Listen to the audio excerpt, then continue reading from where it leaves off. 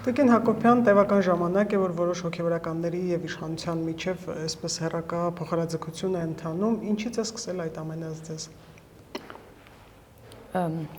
Իրականում որ փորձենք հիշենք ինչից է սկսել, կարծում եմ հոգևորականների ակտիվ քաղաքական հայտ ներկայացնելուց, որովհետև շատ ճիշտ ձևակերպեցիք հարցը որոշ հոգևորականների եւ իշխանության, որովհետև երբեմն հակամարտությունը այսպես փորձում են ներկայացնել իբրև իշխանություն եւ եկեղեցի, բայց իրականում որոշ հոգևորականների հետ է կապված, որոշները նրանցից քաղաքականության մեջ են ուրեմն խառնվում, ինչի իրավունքը չունեն, որոշները իրենց ուրեմն վարքագծի կանոններին չեն հետևում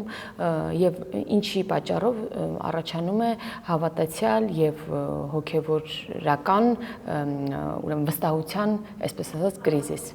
Նայեք, շատ հարցումներ են եղել Գարեգին Բ-ի վստահության հետ կապված ժողովրդի վերաբերմունքը իր նկատմամբ, այսինքն այս վերաբերմունքը նորություն չէ, բայց հենց վարչապետը այդ մասին բարձրաձայնեց, հայտնվեցին ընդդիմադիրների մի լայն շրջանակ, որոնք սկսեցին քարկոծել վարչապետին, իշխանությանը, մեղադրելով հակաքրիստոնեական, վարքագիծ դրսևորելու մեջ։ Ըստ սա նորություն է իրենց համար։ Իրենց համար բացարձակ նորություն չէ։ Ես հիշում եմ 15 թվականին դեռևս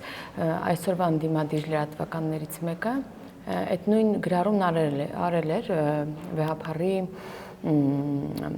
դուստր ունենալու հետ կապված եւ այս խոսակցությունները վաղուց կար։ Եթե դուք հիմա նաեւ ուշադիր հետևեք, հոգեվորականներից երբ որ հարցազրույցներ են վերցնում որոշ լրագրողներ, նրանք երբեք չեն հերքում այդ լուրերը։ Այսինքն հերքումներ չեն եղել։ Եվ մի բան էլ ասում են, որ հա բա ինչ, մենք առողջ տղամարդիկ ենք, հա, Աճապահյաններ ասում։ Հələ մի ամիս առանց կին մնացեք եւ այլն։ Այսինքն իրենք սրան վերաբերում են իբրև դա նորմալ է եւ ինչը օրինակ հավատացյալի համար խնդիր է, որովհետև մենք մեր առիթներին, թե ուրախ առիթներին, մկրտություն, պսակադրություն, թե տխուր առիթներին, հա, հոգեհանգիստ, մենք փնտրում ենք, շատ երկար փնտրում ենք, որ գտնենք այն մաքուր հոգևորականին, որովհետև տարբեր պատմություններ նրանց հետ կապված, նախասիրությունների հետ կապված մենք լսել ենք, բայց այ կան բարոյական որոշակի, հա, նորմեր, որը կարևոր է հոգևորականի համար, հավատացյալի համար, որպեսզի պահվեն եւ իրականում ես էլ մեծ ցանկություն ունեմ, որ մենք երկար եւ խոշորացուցիվ չփնտրենք հոգևորականին, որին վստահենք։ Վարչապետը երեք կառավարության նիստի ժամանակ մի այսպիսի հայտարարություն արեց, ոնց որ ասել են ոչ մի ձուկ ու ոչ մի մուկ չեն պլստալու։ Դրա համար են սկսել անկանոն շարժումներն ու գորգորոցները։ Սա միայն ըստ ընդդիմադիրներին է վերաբերում, թե նաև որոշ եկեղեցականների, որոնք իսկապես աղմկում եւ գորգորոցներ են անում։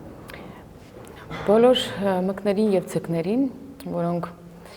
թվում է թե պլստացել են, բայց իրականում չեն պլստացել, ճիշտ ժամանակը կգա։ Եվ հիմա էլ դուք իրականում տեսնում եք, որ այն օդիոս դեմքերը, որոնց մասին տարբեր պատմություններ կար, հիմա կամաց-կամաց մենք հաղորդագրություններով արդեն համապատասխան մարմնի կարդում ենք նրանցից ինչ պահանջ կա, ինչ է վերադարձվել, ինչ գործեր են հարուցվում։ Ուղղակի դրա ժամանակը պետք է գա, այսինքն պետք է ապահով բացահայտումներ, այնպիսի բացահայտումներ լինեն, որոնք հետո չեն կարող վիճարկվել, հա։ Եվ ինչ վերաբերում է հոգևորականներին, այո, ամենաբարձրը գոռում են նրանք, ովքեր մեծ հաշվով մեղավոր են, չէ՞, բարոյականության մասին խրատներ տալիս են այդ նույն անբարոյականները, բարձր գողության մասին գոռում է հենց գողը, եւ երևի սա նկատի ուներ վարչապետը։ Եվ այս ամենի ֆոնին ակտիվանում են կեղծ լուրերը վարչապետի իշխող ուժի մասին, մասնավորապես դրանցից մեկի մասին վարչապետը երեք կրկին խոսել է, որ Ֆրանսիայում մի երկու դաշնակ մաշնակ 3 միլիոն եվրոյով կայք են բացում ու զառանցում, թե ես վիլա եմ գնամ։ Այս մասին ինչ կասեք եւ սրա դեմ ինչպես պետք է պայքարել։ Ճիշտն ասած,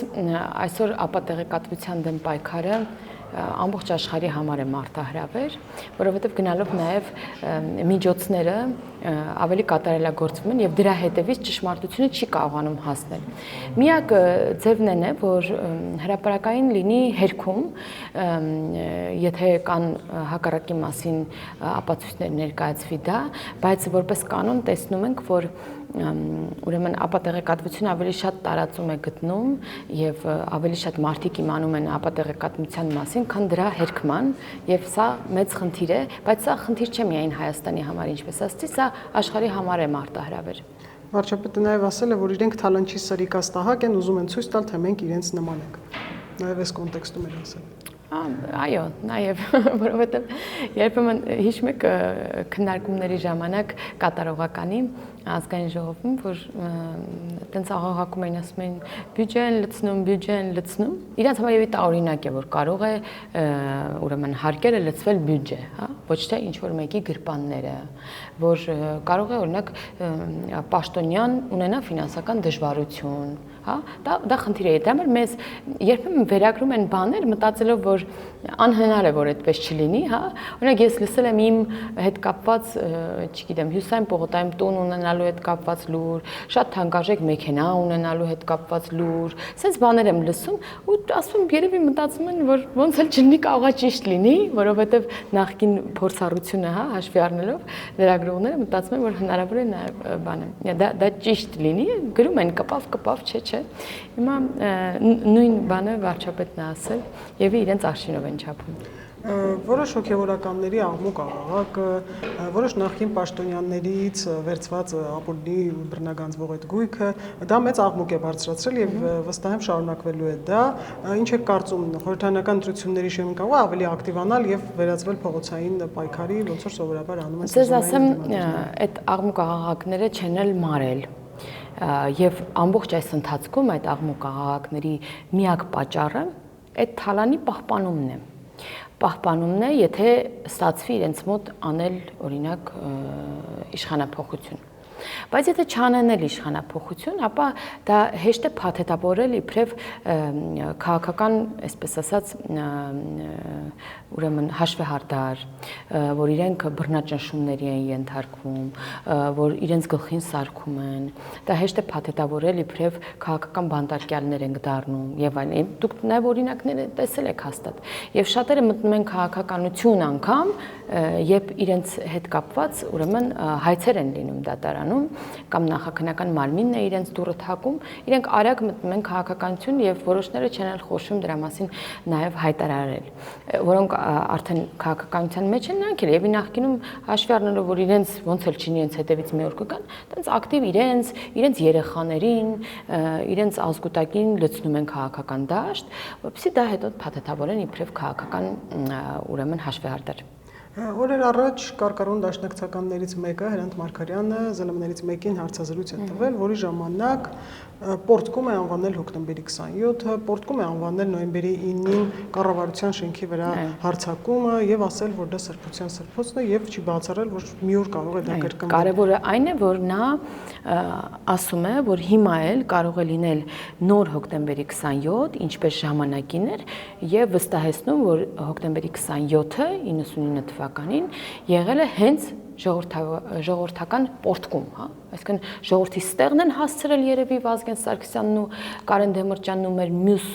ուրեմն քաղաքական էլիտան եւ դրա համար եղավ այդ պորտկումը, ոչ թե ահաբեկչություն, ոչ թե մարդասպանություն, ոչ թե սրիկայություն, այլ պորտկում եւ արդարացնում է եւ այժմ էլ ասում է որ նույնը կլինի եւ եթե գիտեք եթե ասենց փորձենք համեմատականներ անցկացնել հոկտեմբերի 27-ից առաջ էլ եղել են տարբեր հրապարակումներ, տարբեր խոսակցություններ, շատերը խորհուրդ են տվել նույն Վազգեն Սարգսյանին ունենալ թիկնապահներ, որովհետև իր կյանքին կարող է վտանգ սպառնալ։ Իհարկե Վազգեն Սարգսյանը չի հավատացել, որ կարող է Յան ազգանունով մարդիկ կազմակերպեն եւ Յան ազգանունով մարդը սպանի իրեն, բայց տեսանք ինչ եղավ հոկտեմբերի 27-ին ուղիղ եթերում։ Եվ հիմա էլ մարդիկ խոսում են դրա մասին ու պետք չէ այդ խոսակցությունները գցել կտուրը։ Պետք է դրանց հետևից գնալ։